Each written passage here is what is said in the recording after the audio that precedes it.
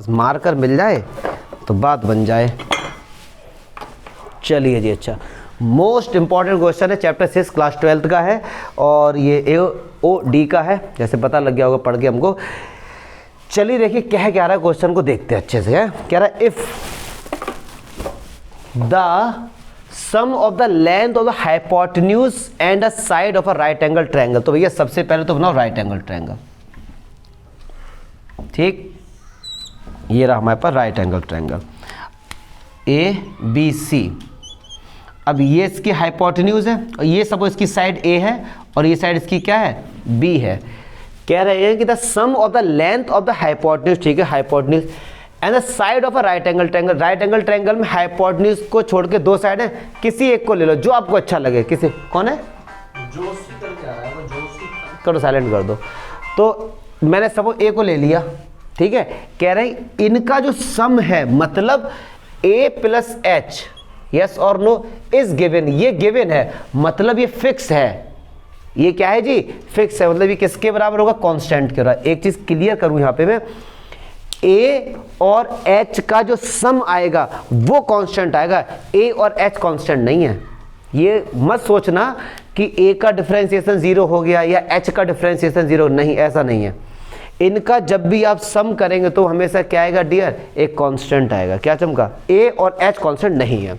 कह रहे so that the area of the triangle is maximum. इस ट्रायंगल का एरिया मैक्सिमम होगा। कब मैक्सिमम होगा, जब इन दोनों के बीच में एंगल कितना होगा, π/3। कितना होगा इनके बीच में एंगल, π/3। ऐसा हमको भैया दिखाना है, ये चीज हमको गिवन है। A प्लस H जो है वो क्या कांस्टेंट के बराबर है। क्या चमका, किसको मैक्सिमम दिखाना डियर, एरिया को। तो एरिया निकालना पड़ेगा, तो चलिए आ जाइए। तो एरिया हम निकालेंगे 1/2 बेस इंटू हाइट।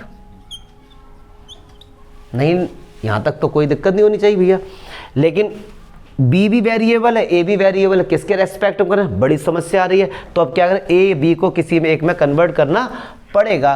तो यार अगर मैं आपसे पूछूं यहाँ पे, अगर एक बच्चा नॉर्मल दिमाग लगाए कि सर यार एक काम करो, क्या काम करो कि जो A है ना, A जो है इसको हम लोग H माइनस के मतलब K माइनस H लिख सकते हैं। लेकिन भाई साहब K तो चलो कांस्टेंट है, H तो वेरिएबल है, फिर से क्या आ गए, दो वेरिएबल आ गए, इसलिए ये क्वेश्चन इंपॉर्टेंट। अच्छा एक बात सुनो, क्या हम इसमें पाइथागोरस थ्योरम लगा सकते हैं,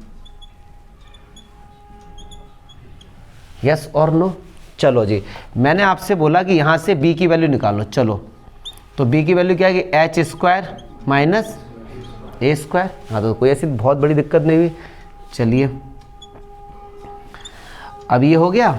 अच्छा A की वैल्यू क्या हम इसको ऐसे लिख सकते हैं, एक बार प्लस और एक बार माइनस लिख सकते हैं जी। क्यों लिखा सर, भैया A प्लस H की वैल्यू क्या निकल के आ रही है, K आ जाएगी, सिंपल सी। हमारा टारगेट है K में कन्वर्ट करने का। ये मैं ज़्यादा मल्टीप्लाई लगा रहा हूँ, ऐसे लिख देता हूँ। तो ये हो गया K और ये क्या हो गया, H माइनस। अब समझना H भी वेरिएबल है, A भी वेरिएबल है, फिर बड़ी समस्या आ रही है। तो हमने इस समस्या को कैसे दूर किया, A की वैल्यू यहाँ से निकालो, क्या हो गया, K माइनस H। अब देखो आका ज़रा, K माइनस H, और यहाँ भी A की वैल्यू क्या रखेंगे, K माइनस। कोई दिक्कत, देखो A की वैल्यू हमने यहाँ से क्या रखी, K माइनस H, ठीक है। K को ऐसे रखे, H, A की वैल्यू यहाँ से निकाल लो, क्या निकल के आएगी, K माइनस H, तो वो प्लस का हो जाएगा। कोई दिक्कत, चलिए तो ये हमारा कैंसिल हो गया। देख रहे ना कोई कैलकुलेशन मिस्टेक, ओ शिट यार क्या कर रहा हूँ मैं, ये क्या हो जाएगा, ये 2H हो जाएगा, ठीक है। चलो जी बस, अब देखो पूरा फंक्शन हमारा H में आ गया। बस यही, बस 6 चैप्टर में अगर मैक्सिमा और मिनिमा की बात करें, इतना ही समझ लो बस कि अब इसके बाद डिफरेंशिएशन है। अब लॉजिक खत्म तुम्हारा, अब लॉजिक जो होता है ना वो खत्म हो गया तुम्हारा। पर चलो यार फिर भी करते हैं, कोई बात नहीं, इसका डिफरेंशिएशन हम लोग करेंगे। तो चलो यार देखते हैं कि थोड़ा और सॉल्व कर सकते क्या हम इसको। 1/2 K माइनस H, और ये हमारा क्या हो गया भैया, K और 2H माइनस का K। अब किसके रेस्पेक्ट में हम लोग करते भैया, एच के रेस्पेक्ट में करते हैं। तो लोगों को लग रहा होगा थोड़ा सा लेंदी, बट है नहीं बिल्कुल लेंदी, ऐसा तुम्हें फील हो रहा है कब। चलो इस 1/2 को तो बाहर रखो। मैंने क्या किया, इस पूरे को छोड़ दिया, तो ये k 2h माइनस का k पूरे को छोड़ा और k माइनस h का डिफरेंशिएशन किया। तो k का तो 0, h का क्या हो गया -1, ठीक है। प्लस अब k माइनस h को मैंने छोड़ा, अब इसका किया डिफरेंशिएशन, तो क्या होगा 1/2।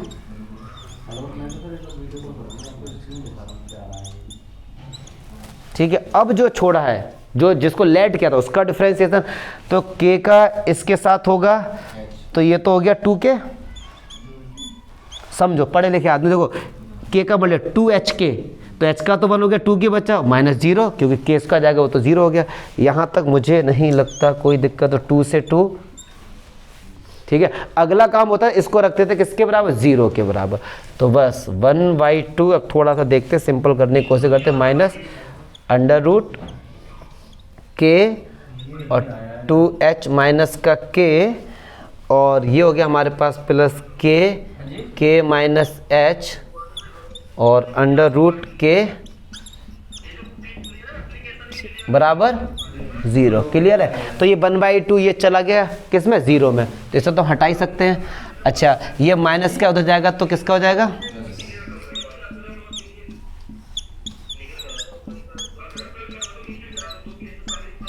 ये तो जाएगा तो किसका हो गया।